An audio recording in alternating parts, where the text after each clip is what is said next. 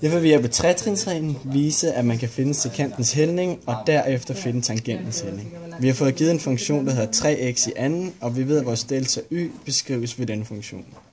Så det første led er at sætte den her funktion ind i delta y's funktion. Og det gør man sådan her. 3x x plus delta x i anden minus 3x i anden. Og det er sådan her. Og så bruger vi den første kvadratsætning, som hedder a plus b i anden er det samme som a i anden plus b i anden plus det dobbelte produkt. Og det bruger vi til at opløfte den her parentes. Og det er vores andet led. Det er ikke vores andet led.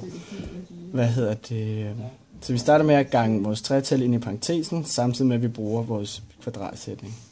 Så vi starter med at få 3x i anden plus 3 delta x i anden plus det dobbelte produkt, som er 6 x delta x. Og så vores sidste led, minus 3x i anden. Så kan vi se, at minus 3x i anden og plus 3x i anden går ud med hinanden, så dem starter vi lige med at strege over, så de er væk. Så går vi til vores andet led. Og vi ved, at sekantens hældning kan beskrives som delta y over delta x. Og vi har lige fundet vores delta y her, så det sætter vi ind i formen for sekantens hældning. Så vi kan skrive, at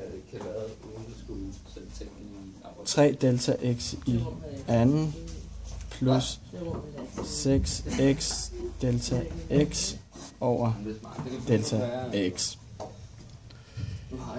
Så dividerer vi hver led i tælleren med led i nævneren, og kan se, at delta x her går ud, og i anden går ud med delta x hernede. Så vi får sekantens hældning til at være 3 delta x plus 6x. Og hvis vi lader det her gå mod 0, som skrives sådan her, delta x går mod 0,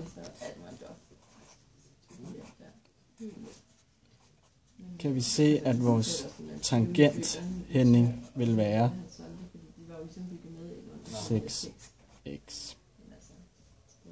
Og nu glemte jeg selvfølgelig at lave det om til x0, så der skulle faktisk have stået x0 det her sted. Men x er fint. X er fint, siger min producer.